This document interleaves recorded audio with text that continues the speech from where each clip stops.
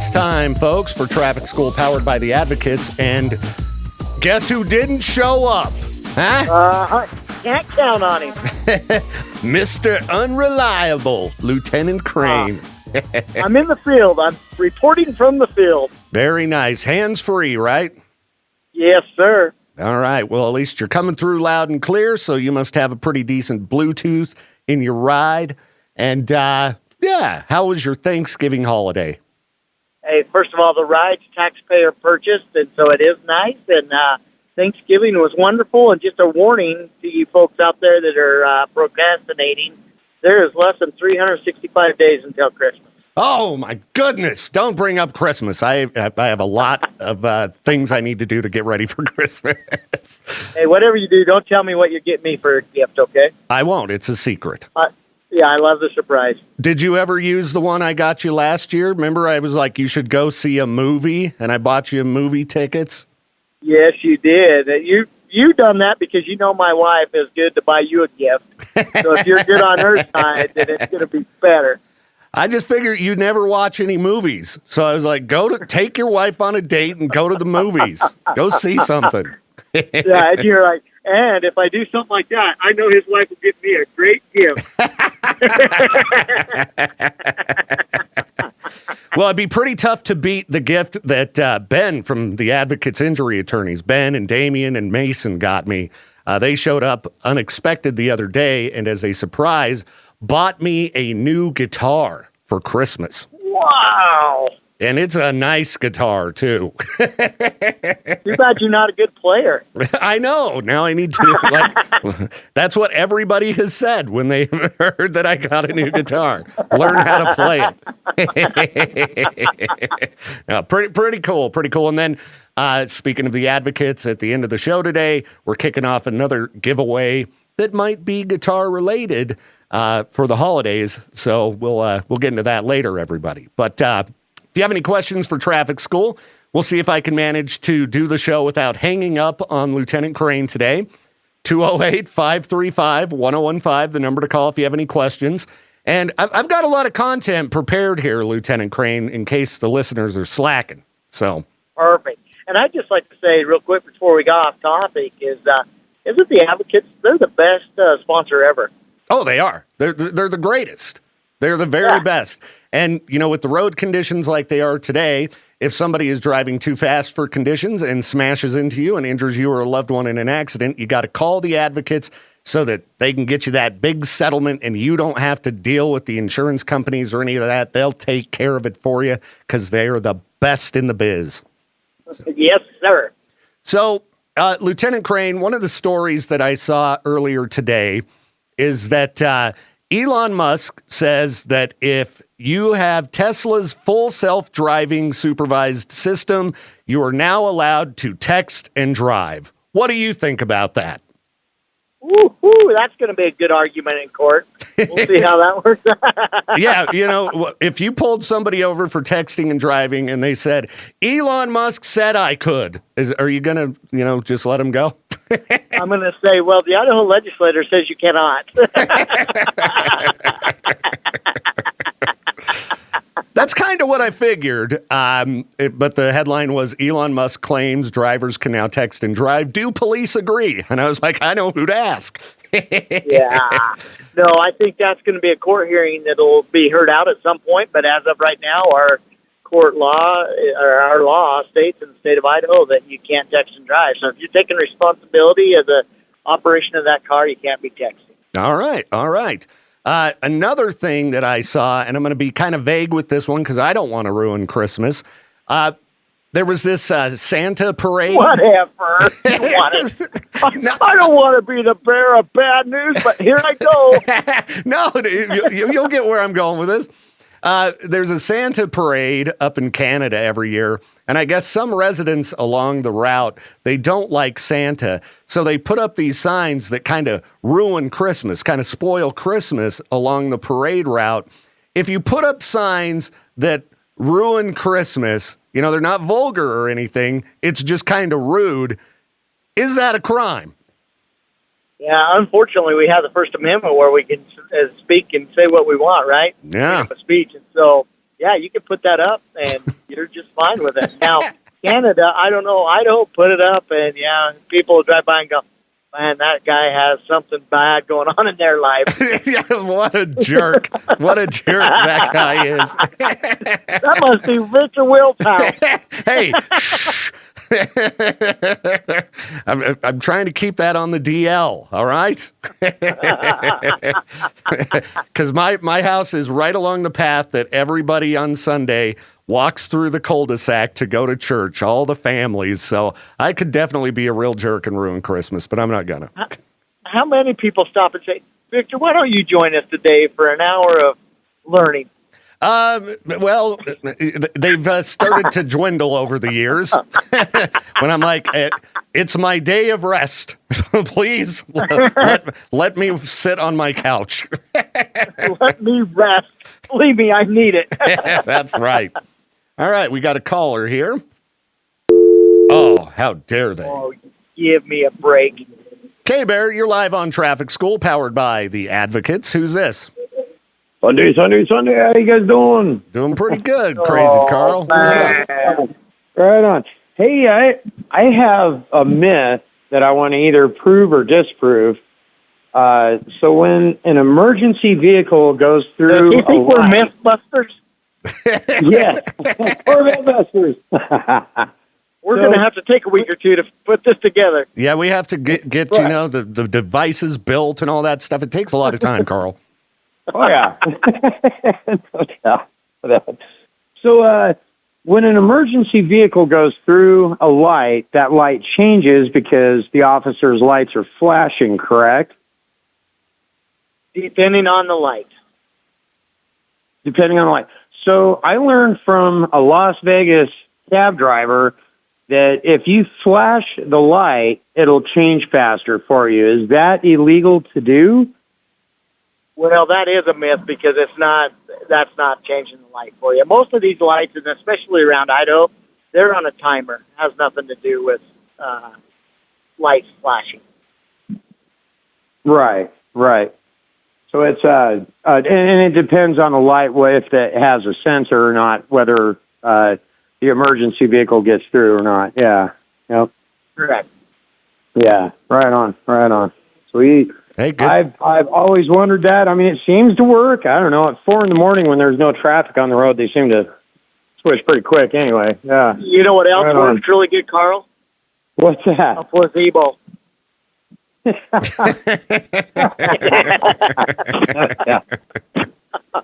Right on. Well, you guys have a good weekend. Happy holidays, you guys. You right too, on. Carl. Good to hear from Hey, you, man. Carl, do you think Santa Claus will come and see you? What? Oh yeah.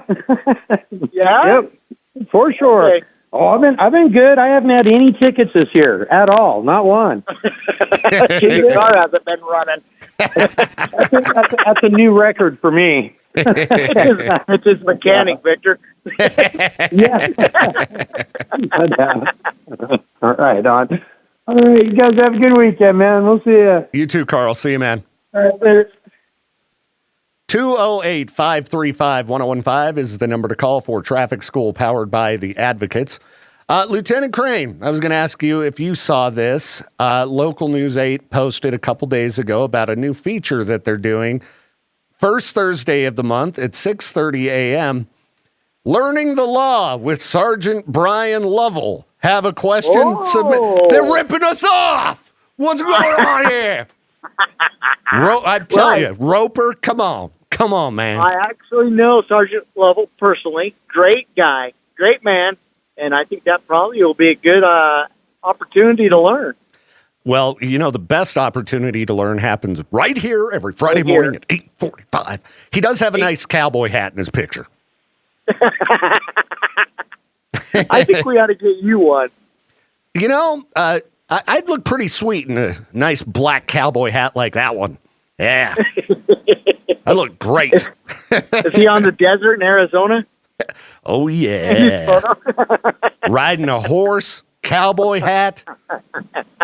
Yeah, that's what I'm talking about. So, yeah, I mean, I could rip off all their questions that are in the comment section there.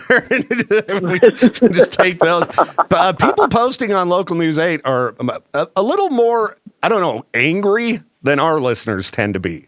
I don't know. A little bit different following there. But I do have some questions. Oh, go ahead. Oh, I was just going to say, because we take the time to educate and address concerns on this program. That's right. That's right. So we've got some questions that listeners posted online.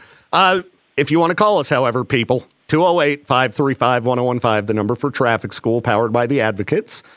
All right. Amber says, at my son's school, traffic gets wild. At the intersection of a street and road leaving the school, there are two turn lanes that are both turning left, one left onto the street and the other turning into the road that the other cars are turning from, and they cross in front of one another. Are cars supposed to take turns, or do the cars turning from the street have the right of way? I'm trying to follow that. I'm trying to picture that in my mind. So she's saying there's two left turns. Two turn lanes. Yeah, like leaving the school. And one goes onto the street and the other in... I am kind of confused by that, too. I should have read this question beforehand. So I will answer that like this. When you pull up to a left-hand turn bay, and if there's two of them, you have to maintain the lane that you're in when you turn left. When you get into the other roadway, you have to go into the same lane of traffic as you left in the one you turned from. Yeah. Now, when you talk about who has the right-of-way, it's whoever comes to the stop sign first, and that one sounds like there's only one stop sign, so you would stop and yield, and if the person's on your right, they would still have to yield, but they could go at the same time. They just got to maintain their lane. Yeah, and I would assume if you're leaving a school onto a road, if there's already traffic traveling down that road, obviously the people in the road, if there's not a stop sign, they're going to have the right of way. So exactly. All right. Another listener wanted to know if you can get ticketed for driving too slow. He calls Pocatello Slow-Catello due to the slow drivers. Carl just called us. That's right. Crazy Carl. Pick Why up the pace, buddy. These guys are honking and flipping me off all the time. But we don't have a minimum speed limit on I-15 or I-86. But what we do have is impeding traffic. So if you are out in the passing lane and you're traveling, even if you're at the speed limit, but you have three or more vehicles behind you, you need to pull over and let them vehicles pass. So an impeding traffic citation can be issued, but there's no minimum speed limit law. Okay. Sorry, buddy. You're going to have to keep putting up with those slow drivers. Let's see. Sarah wanted to know if you're driving in poor conditions like this morning and are in an accident due to those conditions, are you automatically at fault? Ooh, no, not automatically. It depends on what happens, right? Somebody else can obviously go out of control, and if they hit you, then that's not your fault. But if you go out of control on these conditions, unfortunately, that's always going to, not always, but more than likely going to go back to speed too fast for the conditions of the roadway. Yep, and then somebody's going to be calling the Advocates Injury Attorneys, the best in the biz. Yeah, everybody be cautious out there. I had a listener tell me there was a bunch of slide-offs on Highway 20 earlier today, some ice on the road, so just be careful, people. Be careful out there. This is our first storm, so add some time into your travels and some distance in your following. All right. 208-535-1015, the number to call for Traffic School, powered by the Advocates. Come on, people. I thought I over-prepared with content. Where y'all at today? Yeah, for some reason, when you're in the studio, it makes a major difference. It's like, I don't know if they're confused and they hear you on the phone, so they think people are already on the phone. But something about having you in studio, the phones just blow up. When you're calling in, I don't know. People are afraid to call. I think you just say that because you like me in there so much. I do. You prefer it. You're correct. Let's see here. Let's check out some of the things people were asking Local News 8, I guess. Take Brian Lovell's questions here. Okay, Michael wanted to know, why do police in Idaho refuse to enforce harassment law on the books? Now, is there a harassment law, Lieutenant Crain? There is harassment, yeah, and I guess it depends on what you consider harassment is. Now, if you got thin skin and you're a keyboard warrior from your mom's basement, and then somebody says something back to you, you can just quit looking at that, right? That's not necessarily harassment, but it starts getting personal and affecting your daily life. There's things that can be done. What if you're just texting someone just to be a pest?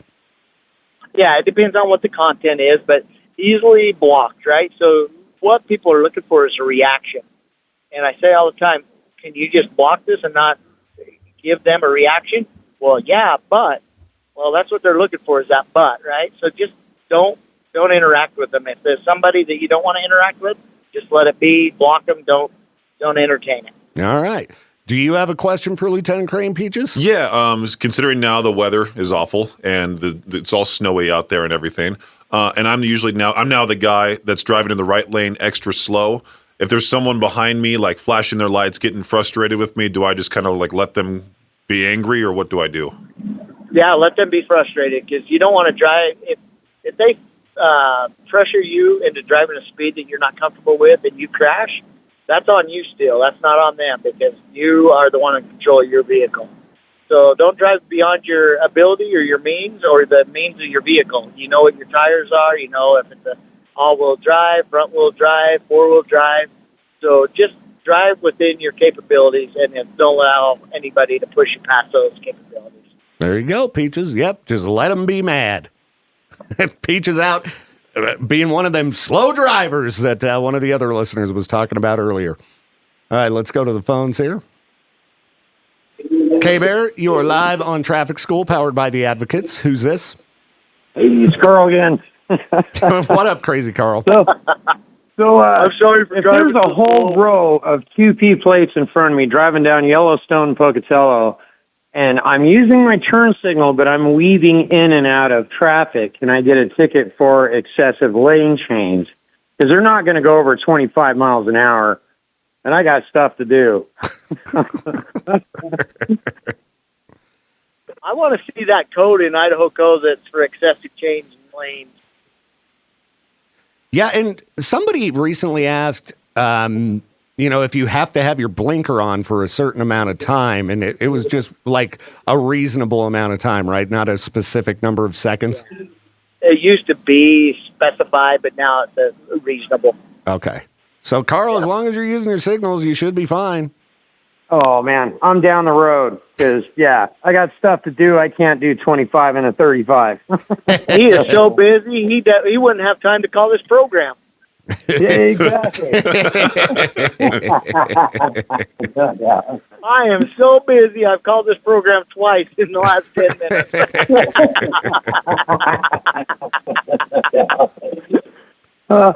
Right on. Well, you guys have a good weekend now. We'll talk to you soon. You know what I think my thoughts are, Victor? What's that? You and I both need to get a job wherever he works, because I don't think they do much. Yeah, that'd be great if I could just spend all my time listening to the radio, calling in, harassing Neil Larson. That'd be fun.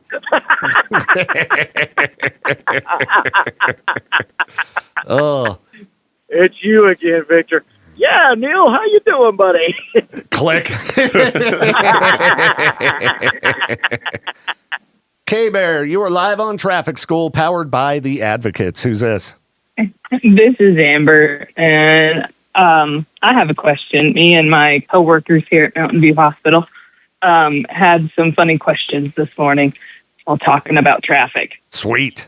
So this is kind of a two-part question. First is we were talking about avoiding dogs and deer and stuff when you wreck, that your insurance won't cover it if you wreck your car worse because you tried to avoid an animal than if you were to just hit the animal.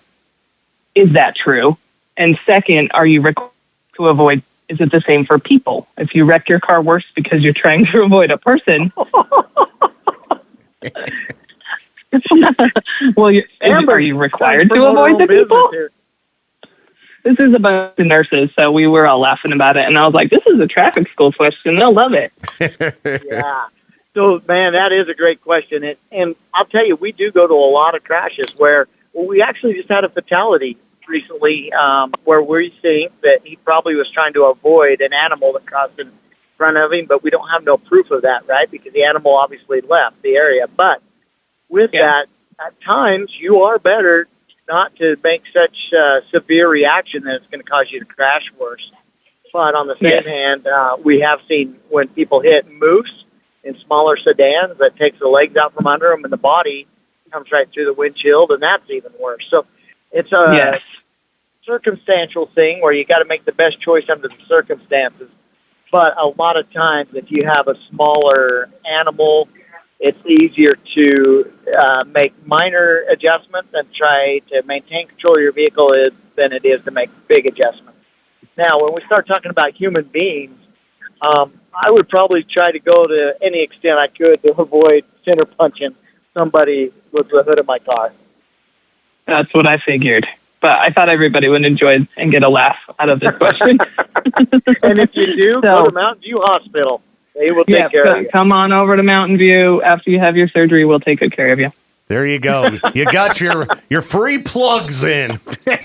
We did. Now we love Mountain View Hospital. Great. Thank you, guys. Hey, have a good one. You too. Bye-bye. Victor, would it matter to you if you knew the person or not? Oh, it might depend. I did my best to avoid him. I just couldn't. Yeah, just popped out of nowhere. Why were you on the sidewalk? There was a cat in the road. Yeah, exactly. K-Bear, you're live on Traffic School, powered by The Advocates. Who's this? Kyle. Kyle, what's up, dude? Hey, so just a question. I was on my Harley this summer, and one of my buddies passed a semi on the shoulder, and he called him in to ISP, and they pulled me over, and he said he was going to impound my bike for something my friend did and held me there until my friend came back. Is that even a thing? Was that right that he was able to do that? No, that doesn't sound right. Yeah, you can't be held accountable for a violation that somebody else committed. That's what I was thinking, but he held me there and said he was going to impound my bike and do all these type of things, and luckily my friend showed up, so I didn't get screwed over, but I mean, I was always wondering about that. Did he think it was you?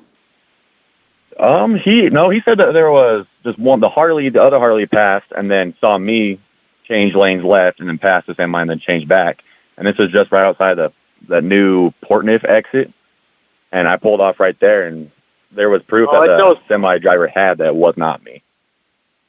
There you go. It's those darn state troopers down in District 5. I tell you, out of control. Out of control. But I guess in the end, he ended up just letting you go?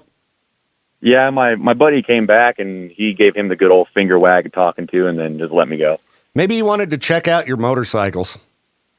I don't know. I mean, well, I guess we'll find out again if it happens. I don't think it's that nice. It's a pretty sweet ride, dude. Without knowing the whole story, the bottom line would be, no, you can't be held accountable for somebody else's actions. Sweet, man. I appreciate you. Hey, appreciate the call, man. Have a great weekend. You too. 208-535-1015, the number to call for Traffic School, powered by The Advocates. All right, let's see. Let's steal some more of Local News 8's questions while we wait for callers here. Lieutenant Crain, what can be done about rampant sign theft during elections? There is a law against that, and I got to tell you, it's interesting. Local and county agencies, they handle that on a regular basis during election period, where somebody thinks that they're going to help their candidate out by going and gathering the other opponent's signs, and it is a misdemeanor, so don't get caught doing that, and better advice, just don't do it. Yeah, I mean, because people got to pay for those signs, yeah? Yeah. At least just go out and do like Viktor Wilt. Let your voice be heard. That's right. Just be an antagonist on Facebook.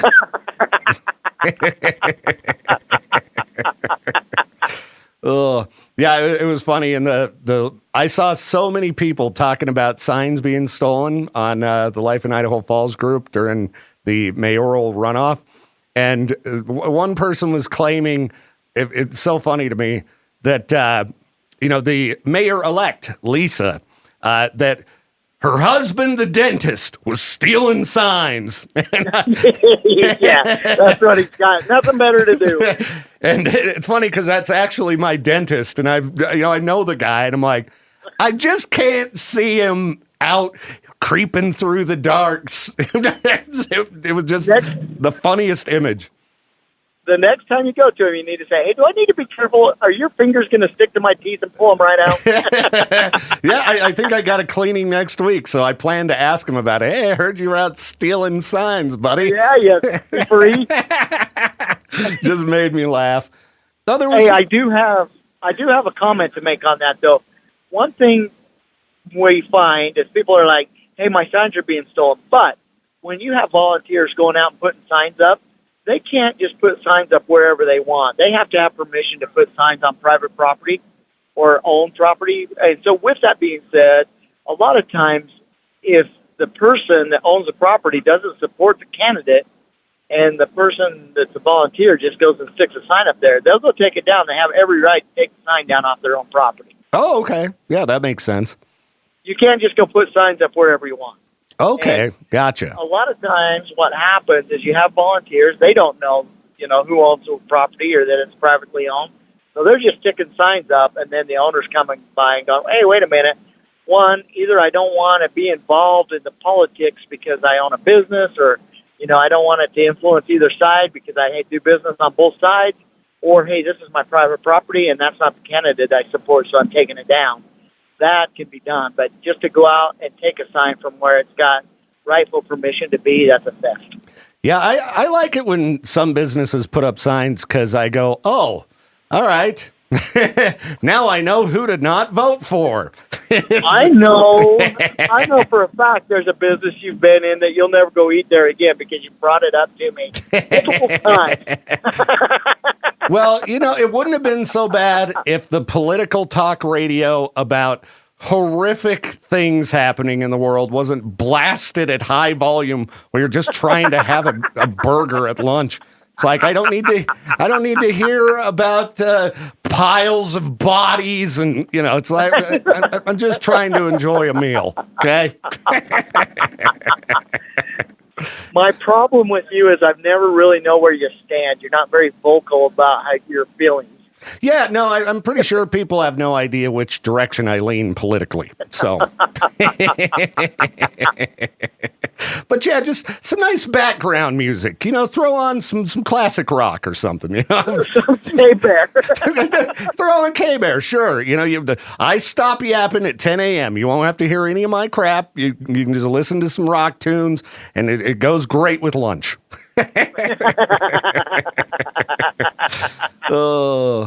Let's see here. 208-535-1015, the number to call for traffic school, everybody. Lieutenant Crain is, putting in the extra effort here to call in from out on location. He's taking part, so how about you do as well?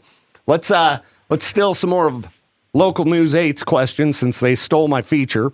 Let's see here. One guy just gets mad and says, if you have legal concerns, talk to an attorney.